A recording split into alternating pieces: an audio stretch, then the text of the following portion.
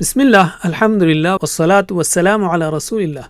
اسماء حسنہ انگلیوں پر سیکھیے۔ سبق نمبر 11، القادر، القدیر، المقتدر۔ القادر، القدیر، المقتدر۔ سورہ فاتحہ کی آیت نمبر 5 چل رہی ہے، ایاک نعبد و ایاک نستعین۔ مسلمان کا یہ مشن سٹیٹمنٹ ہے، یعنی اس کی زندگی اس کے گرد گھومتی ہے۔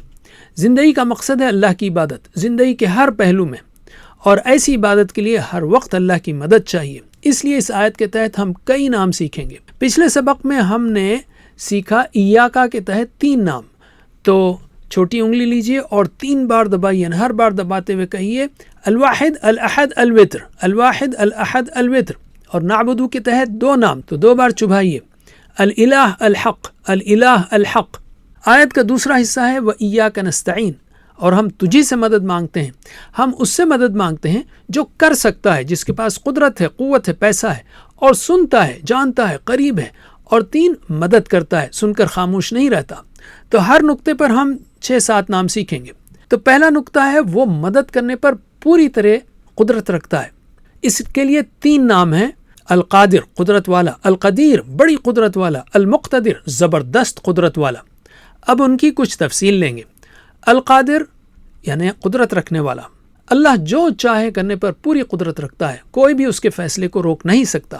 اس کی قدرت کسی کی محتاج اور تابع نہیں، وہ ہمیشہ حکمت اور انصاف کے ساتھ معاملہ کرتا ہے۔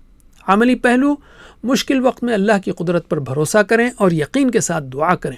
اپنی صلاحیتوں پر تکبر نہ کریں، بلکہ انہیں اللہ کی امانت سمجھ کر تواضع کے ساتھ استعمال کریں۔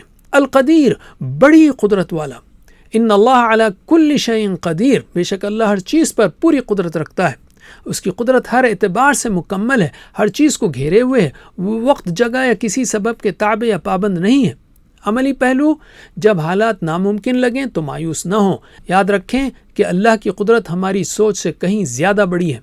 لوگوں یا حالات سے ڈرنے کے بجائے اللہ کی طرف رجوع کریں اور اسی سے دعا کریں۔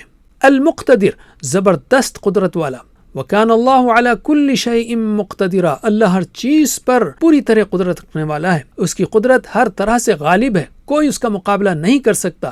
وہ جو چاہتا ہے اس کا نہ صرف فیصلہ کرتا ہے بلکہ اسے نافذ بھی کرتا ہے۔ عملی پہلو، اصل اختیار صرف اللہ کے پاس ہے، اس لیے مشکل سے مشکل حالات میں بھی پرسکون رہیں، صرف اللہ سے ڈریں اور کسی مخلوق سے مرعوب نہ ہوں۔ اب ان 3 ناموں کو دہرائیے جو ایاک نستعین سے جڑے ہیں۔ تو اپنی دوسری انگلی کو بائیں ہاتھ کی لیجئے، اس کو 3 بار چبھائیے، ہر بار چبھاتے ہوئے کہیے القادر، القدیر، المقتدر، القادر، القدیر، المقتدر، القادر، القدیر، المقتدر۔ وجزاکم اللہ خیر، والسلام علیکم۔